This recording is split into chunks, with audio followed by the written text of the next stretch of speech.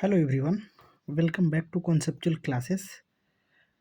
जो हम लोगों का आरआरबी, एनटीपीसी या फिर यूँ कह लें कि एसएससी सीजीएल 2025 का जो हम लोग पीवाईक्यू के थ्रू थ्रू जो रिवीजन कर रहे हैं, जो पास्ट ईयर क्वेश्चन है जिसका कि हम लोग डेली बेसिस पे डिस्कशन कर रहे हैं, इसमें हम लोग दो तरह से प्रोसीड कर रहे हैं। एक तो हो गया आपका कि पीवाईक्यू डिस्कशन, जिसमें कि पास्ट ईयर के क्वेश्चंस हम लोग देख रहे हैं और उसका थीम एनालिसिस कर रहे हैं। ठीक है। सेकंड जो हो गया उसमें हम लोग टॉपिक वाइज जो इम्पोर्टेंट टॉपिक है जहाँ से क्वेश्चंस ज़्यादा पूछे जाते हैं उसको हम लोग सेपरेटली कंप्लीट वे में एक एक स्लाइड में इस तरह से कंप्लीट कर रहे हैं कि उसके बियॉन्ड कोई क्वेश्चंस बने ही ना। ठीक है। तो ये दो मेथड को हम लोग फॉलो कर रहे हैं और इसी के थ्रू आगे हम लोग प्रोसीड कर रहे हैं। उसके बाद आप देखेंगे कि जैसे डिस्कशन कंप्लीट होता है तो हम लोग क्या करते हैं, पीवाईक्यू, उससे रिलेटेड पीवाईक्यू भी साथ में देख ले रहे हैं। ठीक है। तो इस तरह से आपका जो है टॉपिक भी क्लियर हो रहा है, साथ में पीवाईक्यू कर लेने से आपका एक जो है कॉन्फिडेंस लेवल भी बढ़ रहा है। ठीक है। तो इस तरह से हम लोग आगे की ओर प्रोसीड। तो चलिए स्टार्ट करते हैं और देखते हैं कि आज हम लोग जो है लॉर्ड डलहौजी को देखेंगे। इससे पहले हम लोग लॉर्ड विलियम बेंटिक से रिलेटेड सारी चीज़ें देख लिए थे, उसको भी एक बार हम लोग क्विक रिवाइज कर लेंगे। ठीक है। फिलहाल हम लोग इसको स्टार्ट करते हैं और देखते हैं कि क्या क्या इसमें इम्पोर्टेंट पॉइंट है और जहाँ से कि क्वेश्चंस रेगुलर बेसिस पे आपको देखने को मिल जाता है। ठीक है। तो चलिए स्टार्ट करते हैं। ये थोड़ा सा इसको मेरे को जूम कर लेने दीजिए। ठीक है। तो देखिए सबसे पहले इंट्रोडक्शन देख लेते हैं लॉर्ड डलहौजी के बारे में। तो आप देखेंगे कि जो लॉर्ड डलहौजी हैं ये गवर्नर जनरल ऑफ इंडिया रहे हैं। तो आप देख सकते हैं कि गवर्नर जनरल ऑफ इंडिया रहे हैं 1848 से लेकर 1856 तक। ठीक है। इनको जो है इनकी एग्रेसिव एक्सपेंशनिस्ट पॉलिसी की वजह से जाना जाता है और जो मॉडर्नाइजेशन रिफॉर्म लाए हैं उनके वजह से इनको जाना जाता है। ठीक है। इन्होंने इंट्रोड्यूस किया था डॉक्ट्रिन ऑफ लैब्स।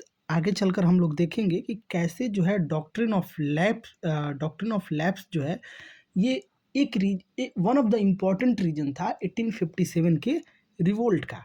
ठीक है। उसके बाद मेजर जो इंफ्रास्ट्रक्चरल डेवलपमेंट किए थे, ये सारी चीज़ें हम लोग देखेंगे। डलहौजी को आप देखेंगे कि ये यूपीएससी में क्वेश्चन भी बन चुका था कि मेकर ऑफ मॉडर्न इंडिया क्यों बोलते हैं, क्या ऐसा रिफॉर्म कर दिए जिससे कि इन्हें मेकर ऑफ मॉडर्न इंडिया बोलते हैं। ठीक है। एक इनका सोशल रिफॉर्म है, चूंकि सोशल रिफॉर्म में इनके पास कुछ खास नहीं था इसीलिए मैं इसको इंट्रोडक्शन स्लाइड में ही ऐड कर दिया। इन्होंने विडो रीमैरिज एक्ट लाया 1856 में। आप देखेंगे कि 1829 में क्या होता है। 1829 में लॉर्ड विलियम बेंटिक्स, जो कि लास्ट लेक्चर में हम लोग डिस्कस किए थे, वो जो है सती प्रथा को ख़त्म करते हैं और 1856 में उसको जो है आप ये समझ लीजिए कि एक्ट के थ्रू उसको लीगलाइज कर दिया गया। ठीक है। यानी कि उस लीगलाइज इन द सेंस कि उसको थोड़ा सा और उसके रिस्पेक्ट में रिफॉर्म लाया गया और विडो रीमैरिज एक्ट का प्रावधान किया गया, क्योंकि पहले सती के टाइम क्या होता था वो हम लोग देख चुके हैं। ठीक है। तो इसको legalising the remarriage of Hindu widows and challenging traditional social norms. ठीक है। तो ये इंट्रोडक्शन आपको पता होना चाहिए कि इनका कार्यकाल 1848 से लेकर 1856 तक रहा। डॉक्ट्रिन ऑफ लैप्स लाए, विडो रीमैरिज लाए 1856 में। सोशल रिफॉर्म की बात करें तो कुछ और जैसे फीमेल इन्फेंटिसाइड से रिलेटेड इन्होंने कुछ काम किया, उस पर रोक लगाया, जो कि विलियम बेंटिक्स भी किए थे। ठीक है। बाकी इनका जो है सोशल रिफॉर्म कुछ खास नहीं रहा। ठीक है। ये क्लियर हो गया। आगे देखते हैं इनका जो है एक्सपेंशनिस्ट पॉलिसी हम लोग देख लेते हैं।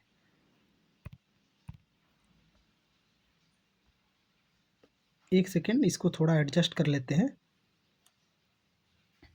कोई बात नहीं। होपफुली आप लोगों को स्लाइड क्लियरली विजिबल होगा। तो अब देखिए एक्सपेंशनिस्ट पॉलिसी की जब बात आती है तो सबसे इम्पोर्टेंट जो इनका पॉलिसी था जिसके थ्रू ये ब्रिटिश इंडिया को एक्सपैंड किए, British control over the Indian like state इन्होंने अचीव किया वो सबसे इम्पोर्टेंट था डॉक्ट्रिन ऑफ लैप्स, जिसको कि 1848 में लाया गया। ठीक है, ये क्यों इंट्रोड्यूस किया गया? To annex princely states without a male heir. ठीक है, यानी कि अगर किसी राजा प्रिंसली स्टेट के पास कोई हायर ना हो, कोई वंश बढ़ाने वाला ना हो, कोई उत्तराधिकारी ना हो, उस केस में ये क्या करते थे, उस प्रिंसली स्टेट को एनेक्स्ट कर लेते थे। किसके थ्रू? डॉक्ट्रिन ऑफ लैप्स के थ्रू। इसमें से जो सबसे ज़्यादा इंपॉर्टेंट है वो ये पॉइंट है, जहाँ से आप क्वेश्चन एक्सपेक्ट कर ही सकते हैं कि किसी भी एग्जाम में आपको क्वेश्चन देखने को मिल जाएगा। तो सबसे पहले जो स्टेट एनेक्स्ट हुआ बाय डॉक्ट्रिन ऑफ लैप्स, उसमें था सतारा, जो कि महाराष्ट्र में है। उसके बाद जैतपुर एंड संबलपुर उड़ीसा 1849 में। उसके बाद उदयपुर 1852 में, झांसी 1853 में और नागपुर 1854 में। अब ये मैं क्यों कह रहा हूँ कि ये पॉइंट आपको याद होना चाहिए, क्योंकि जैसे इस डिस्कशन के बाद हम लोग PYQ करेंगे तो आप देखेंगे कि ज़्यादा क्वेश्चन जो है इसी पॉइंट से बन रहा है। ठीक है, तो ध्यान में रखिएगा कि सतारा, जैतपुर, संबलपुर, उदयपुर, झांसी और नागपुर, ये 5 स्टेट जो थे वो एनेक्स्ड हुए थे डॉक्ट्रिन ऑफ लैप्स के थ्रू। ठीक है, और इसमें मोस्ट इम्पॉर्टेंट कौन सा है? तो सतारा वाला पार्ट, जो कि सबसे पहला एनेक्स्ड हो। ठीक है, तो ये सारी चीज़ें आपको पता होनी चाहिए कि कौन सा स्टेट जो है सबसे पहले एनेक्स्ड हुआ। तो ध्यान रखिएगा, सतारा जो कि महाराष्ट्र में है, then Jaitpur and Sambalpur, then Udaipur, Jhansi and Nagpur. ठीक है, अब थोड़ा सा इसको हम लोग मिनिमाइज कर लेते हैं। अब देखिए इससे हुआ क्या, जब ये डॉक्ट्रिन ऑफ लैप्स 1848 में आता है, उसके बाद आप देखेंगे कि 1856 तक इसके थ्रू बहुत सारे स्टेट को कंट्रोल कर लेता है और एनेक्स कर लेता है ब्रिटिश। ब्रिटिश गवर्नमेंट नहीं बोलेंगे उस समय आप ये बोल सकते हैं कि ईस्ट इंडिया कंपनी का रूल चल रहा था। ठीक है, तो इससे क्या हुआ? इससे हुआ कि जो इंडियन रूलर्स थे उनमें एक जो है गुस्सा की भाव पैदा होने लगी against the against the British rule in India. और यहीं बाद में देखेंगे आप कि 1857 का जो रिवोल्ट होता है उसमें एक ये इम्पोर्टेंट रोल प्ले करता है डॉक्ट्रिन ऑफ लैप्स।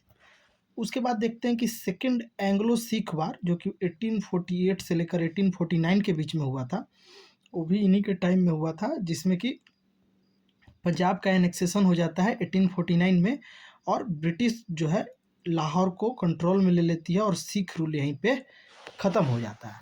ठीक है, ध्यान रहेगा। अब आपको बताना है कि जो फर्स्ट एंग्लो सिख वार हुआ था वो कब हुआ था और कौन उसमें विन किया था। ठीक है, तो चलिए थोड़ा सा डिस्कशन हम लोग फर्स्ट एंग्लो सिख वार से रिलेटेड भी कर लेते हैं।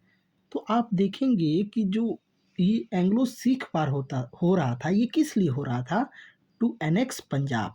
क्योंकि पंजाब क्या था, जब तक महाराजा रंजीत सिंह थे, जिनका कि 1839 में देहांत हो जाता है, लाइक वो उनकी डेथ हो जाती है, तो उससे पहले 1839 तक पंजाब जो है क्या रहता है, एक स्ट्रॉन्ग इंडिपेंडेंट स्टेट रहता है और काफ़ी पावरफुल रहता है।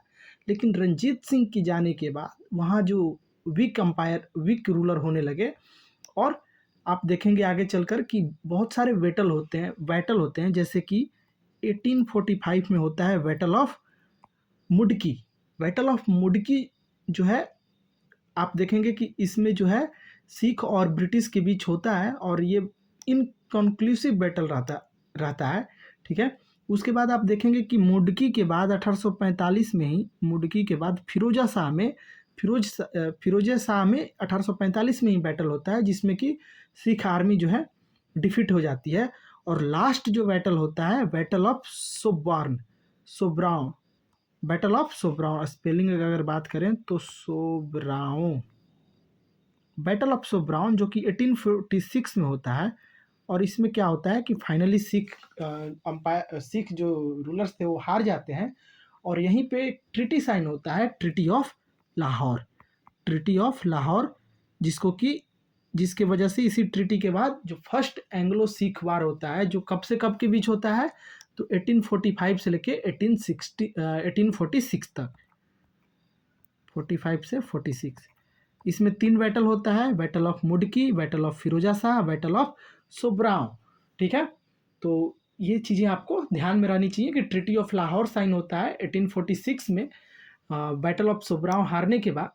और उसके बाद आप देखेंगे कि फिर जो है सेकेंड एंग्लो सिख वार होता है 1848 में, चूँकि ऑलरेडी रूलर्स वीक हुआ करते थे और फर्स्ट एंग्लो सिख वार के बाद जो सिख अम्पायर था वो पूरी तरह से वीक हो चुका था।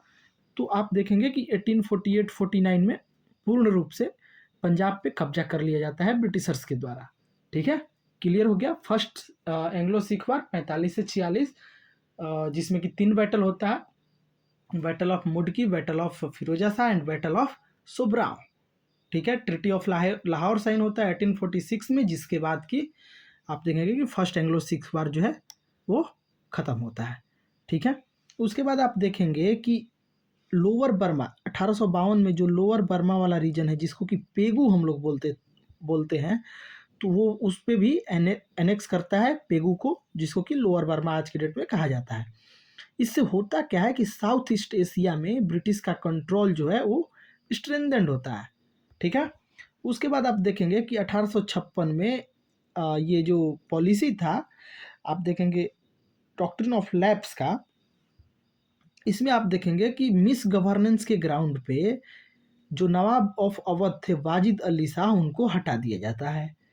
और इससे क्या होता है कि एक वाइड स्प्रिट जो है डिससेटिस्फेक्शन क्रिएट हो जाता है रूलर्स के बीच। और इसके वजह से जो 1857 का रिवोल्ट होता है उसमें आप देखेंगे कि नवाब ऑफ अवध का एक एक्टिव पार्टिसिपेशन देखने को मिलता है, ठीक है। तो होपफुली आपको ये सारी चीज़ें क्लियर हो गई होंगी। ये जो हम लोग देखे एक्सपेंशनिस्ट पॉलिसी देखे किसका, लॉर्ड डलहौजी का, ठीक है। तो ये पॉइंट आपको क्लियर हो गया होगा। नाउ हम लोग नेक्स्ट देखते हैं, ठीक है। तो आप अभी हम लोग रिफॉर्म्स का देख लेते हैं कि जो डलहौजी साहब थे वो क्या क्या रिफॉर्म्स लाए।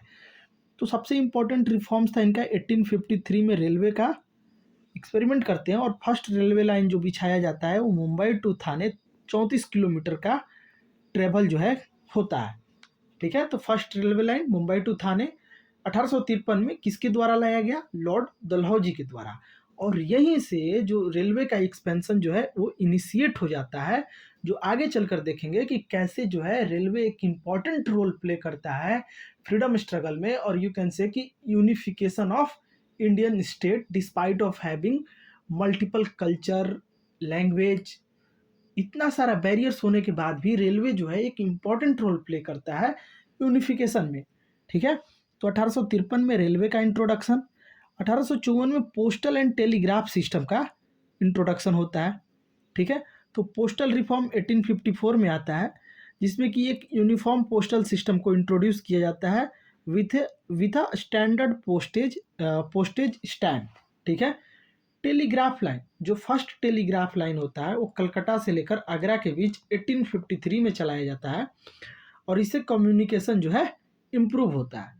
तो ये 3 चीज़ तो आपको पता होनी चाहिए कि रेलवे लाइन 1853 में लॉर्ड डलहौजी के द्वारा Mumbai to Thane 34 kilometre, postal telegraph system 1854 में आप देखेंगे कि पोस्टल रिफॉर्म और टेलीग्राफ लाइन 1853 में कलकत्ता एंड आगरा के लिए फर्स्ट लाइन जो है लेट डाउन किया जाता है।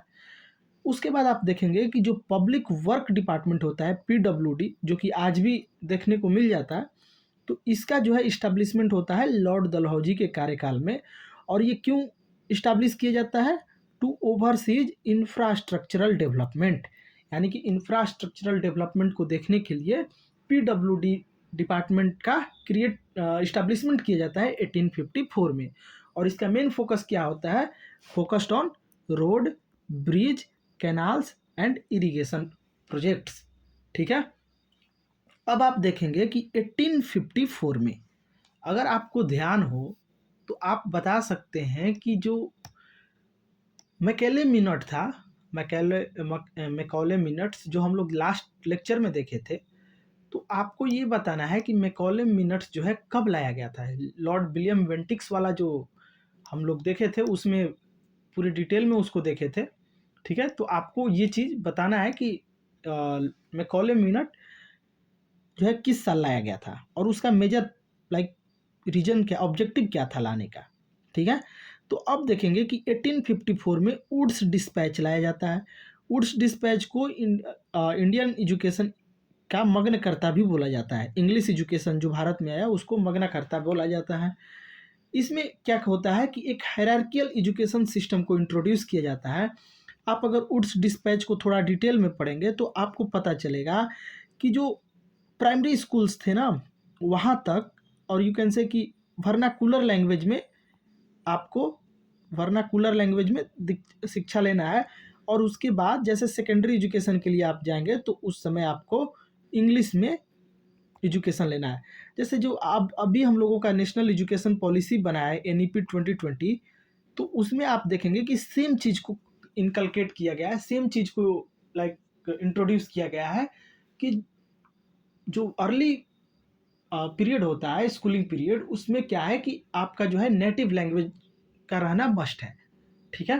तो ये सारी चीज़ें जो है हम लोगों को वुड्स डिस्पैच में भी देखने को मिल जाता है, जिसमें आप देखेंगे कि हायरार्कियल एजुकेशन सिस्टम को इंट्रोड्यूस किया जाता है। विलेजेज में प्राइमरी स्कूल का इंट्रोडक्शन किया जाता है। डिस्ट्रिक्ट में हाई स्कूल्स और कॉलेजेस जो है मेजर सिटीज़ में इंट्रोड्यूस किया जाता है, ठीक है। तो ये जो वुड्स डिस्पैच था वो लॉर्ड डलहौजी के टाइम जो लाया गया, ये वेस्टर्न एजुकेशन को काफ़ी हद तक प्रमोट किया।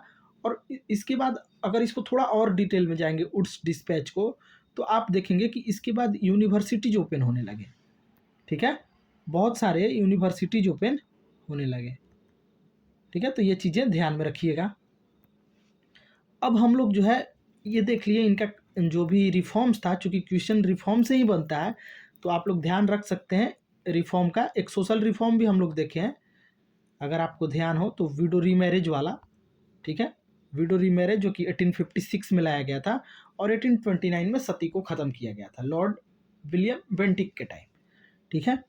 अब बात कर लेते हैं मिलिट्री और एडमिनिस्ट्रेटिव रिफॉर्म की।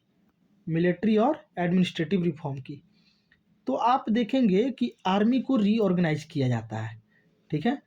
ब्रिटिश ट्रूप्स को शिफ्ट किया जाता है स्ट्रेटजिक लोकेशन पे। Strengthen European regiments to maintain British control, और आर्मी में ब्रिटिश कंट्रोल बना रहे उसके लिए जो यूरोपियन रेजिमेंट्स थे उनको काफ़ी स्ट्रेंथन किया जाता है, ठीक है। सिविल सर्विस में भी रिफॉर्म किया जाता है। ये जो है प्रपोज करते हैं competitive exam for recruitment, but implemented letter during Lord Canning. तो प्रपोज तो यही करते हैं कि जो कॉम्पिटिटिव एग्जाम हो रहा है, जो ICS का एग्जाम होता था, उसमें जो है क्या होना चाहिए, कॉम्पिटिटिव एग्जाम होना चाहिए। लेकिन इसको इम्प्लीमेंट कौन करते हैं, तो आप देखेंगे कि लॉर्ड कैनिंग जो है इसको इंट्रोड्यूस करते हैं, ठीक है। अब बात कर लेते हैं कि इम्पैक्ट क्या हुआ और लिगेसी क्या था। तो पॉजिटिव कंट्रीब्यूशन की बात करें तो ये जो है मॉडर्न इंफ्रास्ट्रक्चर का लेट डाउन करते हैं, जैसे कि रेलवे 53 में, पोस्टल सर्विस 54 में और टेलीग्राफ अगेन 53 में, जो कलकत्ता से कहाँ तक चलाया जाता है, कलकत्ता से आप देखेंगे कि आगरा तक फर्स्ट टेलीग्राफ लाइन 1853 में इंट्रोड्यूस किया जाता है, ठीक है। ये पॉजिटिव कंट्रीब्यूशन हो गया। सेकंड जो है कि एजुकेशन और पब्लिक वर्क को प्रमोट करते हैं, क्योंकि आप देखें कि पब्लिक वर्क के लिए कि PWD एक डिपार्टमेंट ही बना देते हैं, पब्लिक वर्क डिपार्टमेंट, जिसका मेन काम क्या होता है, यही जो है चीज़ों को देखना ही मेन काम होता है, ठीक है। तो यहाँ तक क्लियर हो गया। अब इसका निगेटिव कंसिक्वेंस अगर देखें तो डॉक्ट्रिन ऑफ लैप्स जो था, जो 1848 में आता है, वो एक बहुत ही उसका निगेटिव कंसिक्वेंस रहा। और इसके वजह से एक यू कैन से कि एक जो रूलर थे प्रिंसली स्टेट के, उनके अंदर एक डिससेटिस्फेक्शन होने लगा। और वो लोग मिलकर जो है, अगर आप देखें, जो कि हम लोग आगे देखेंगे भी कि कैसे जो है रिवॉल्ट ऑफ 1857 होता है, उसमें एक इम्पॉर्टेंट रोल प्ले करते हैं। एनेक्सेशन ऑफ अवध जो था, alienated sepoy and nobility contributing to the revolt of 1857। तो ये भी सेम चीज़ है। तो होपफुली जो है आपको ये चीज़ें क्लियर हो गई होंगी, ठीक है। आपको ये सारी पॉइंट्स क्लियर हो गया होगा। एक बार हम लोग क्या करेंगे कि इसको जो है थोड़ा सा डिटेल में डिस्कस कर लेंगे, साथ ही अगर सॉरी, साथ ही अगर हम लोग चाहें तो लॉर्ड कैनिंग के बारे में भी डिस्कशन कर सकते हैं, ठीक है, कंपैरिजन बेसिस पे, because we have already discuss Lord Canning in our last lecture. ठीक है, तो सबसे पहले लॉर्ड डलहौजी के बारे में हम लोग जो डिस्कस किए उसी को बस देख लेते हैं। तो लॉर्ड डलहौजी जो थे,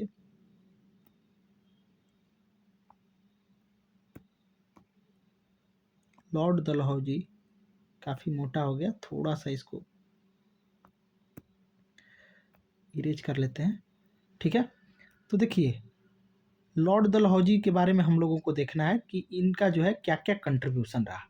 ठीक है, तो पहले जो है इनका टेन्योर देखते हैं। तो अगर इनका टेन्योर देखेंगे तो ये governor general of India, governor general of India रहते हैं कब से कब के बीच, कब से कब के बीच, 1848 से लेकर 56 तक, 1848 से लेकर जो है 56 तक ये जो है गवर्नर जनरल ऑफ इंडिया रहते हैं। इनका जो है, इनका जो, इनको जो है मेकर ऑफ इंडिया कहा जाता है। ये क्यों कहा जाता है ये आपको बताना है, मेकर ऑफ इंडिया। ठीक है, उसके बाद आप देखेंगे कि रिफॉर्म्स की अगर बात करें, चलिए पहले एक्सपेंशनिस्ट पॉलिसी की बात कर लेते हैं।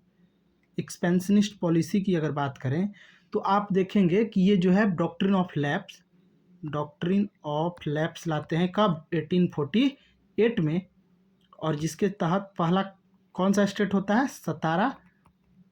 ठीक है, उसके बाद बाकी आप देख लीजिएगा, जैतपुर संबलपुर 1849 में, उसके बाद उदयपुर 1852 में, झांसी 1853 में, और नागपुर लास्ट होता है 1854 में।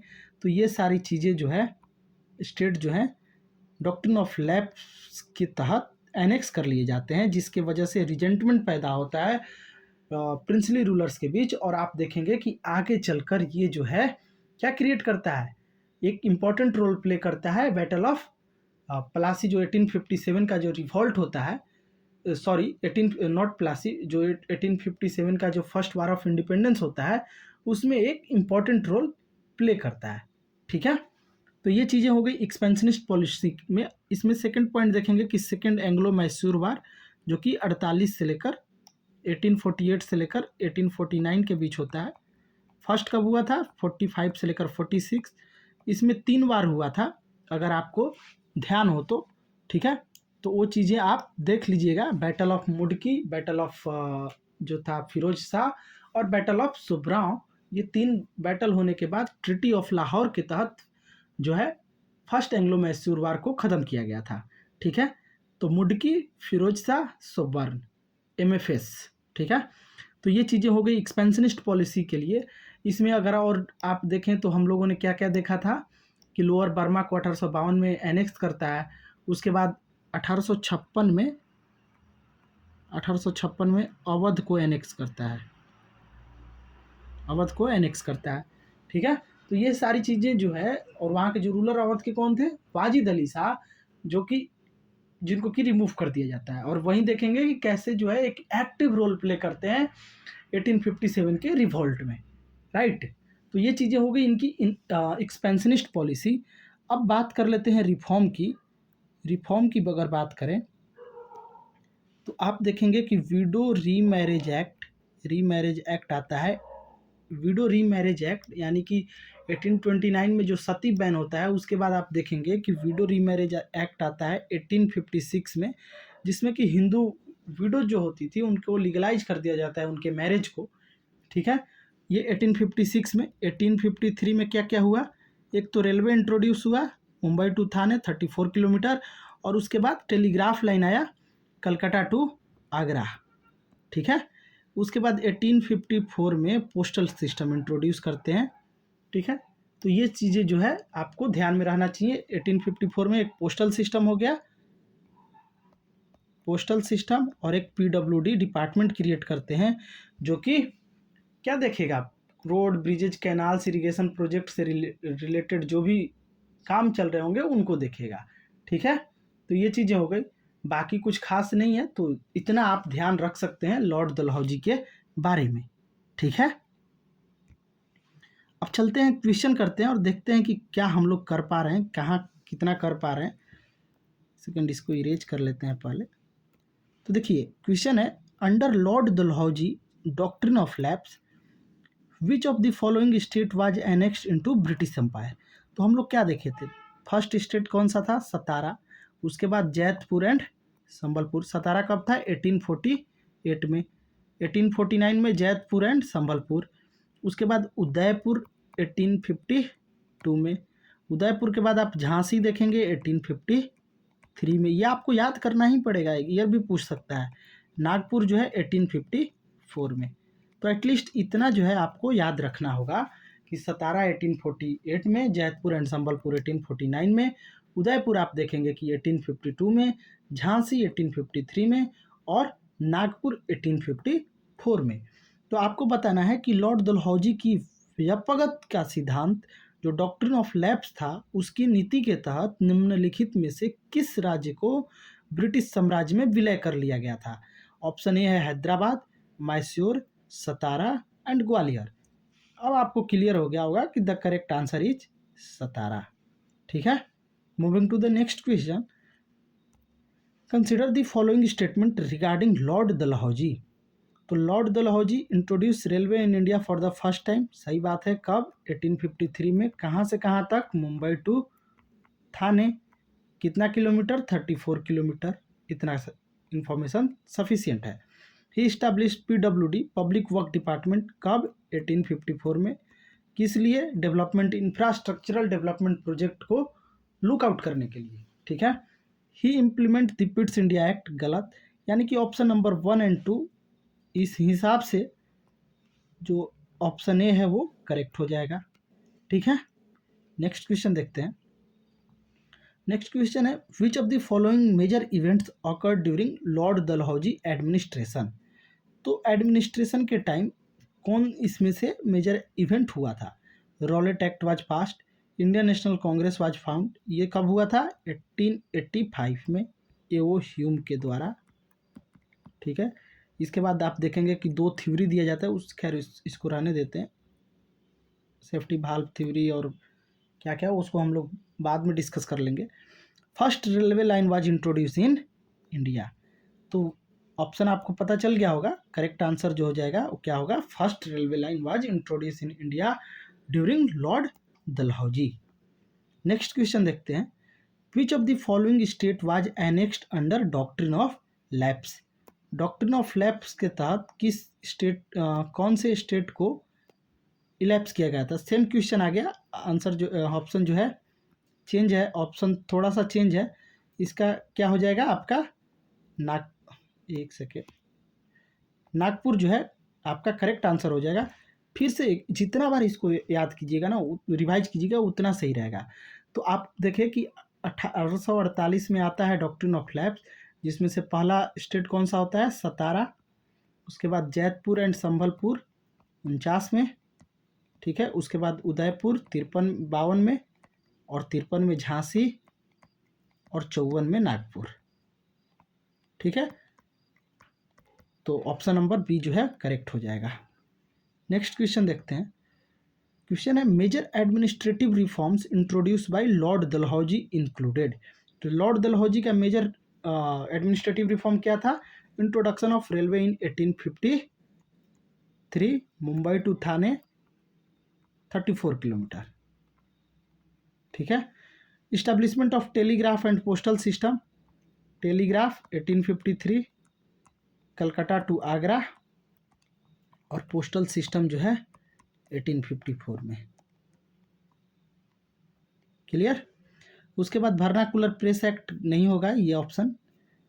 तो अच्छा, introduction of Indian civil service, तो ये प्रपोज किए थे, इंट्रोड्यूस कब होता है, लॉर्ड कैनिंग के टाइम। तो मोस्ट प्रोबेबली इसका जो करेक्ट आंसर हो जाएगा वो ऑप्शन नंबर 1 एंड 2 ओनली। ठीक है, क्यों ऑप्शन 3 नहीं होगा, समझ गए, क्योंकि देखिए हम लोगों ने अभी डिस्कस किया कि जो सिविल सर्विस एग्जाम का था, तो ये जस्ट क्या किए थे, प्रपोज किए थे कि कॉम्पिटिटिव एग्जामिनेशन होना चाहिए, ठीक है, रिक्रूटमेंट के लिए, लेकिन ऐसा नहीं था कि इन्होंने इंट्रोड्यूस कर दिया था, इसको इम्प्लीमेंट किया गया लॉर्ड कैनिंग के टाइम। ठीक है, और वैसे भी अगर आप ऑप्शंस के थ्रू भी जाएंगे तो 4 तो नहीं होगा, वर्नाकुलर प्रेस एक्ट इनके टाइम आया नहीं था, तो जितना भी 4 होगा वो पहले ही बाहर, तो बचा एक ही ऑप्शन, ऑप्शन नंबर ए।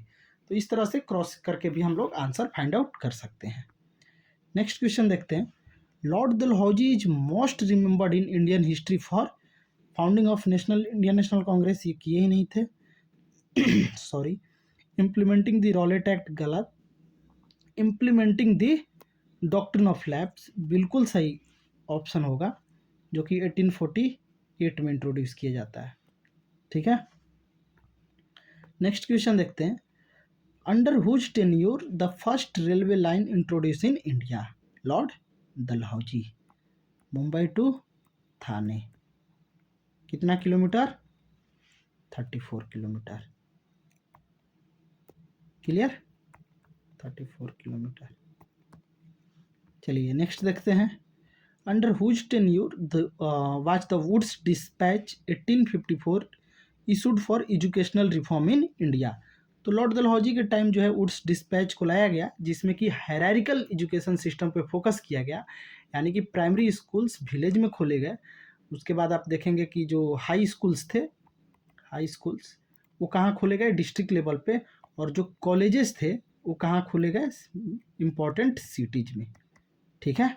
और इसमें जो है बहुत सारा मेंशन था, जैसे कि स्टार्टिंग में आपको क्या है, वर्नाकुलर लैंग्वेज में ही पढ़ना है। उसके बाद जो है इंग्लिश में आपको हाई स्कूल जो है आपका इंग्लिश में होगा।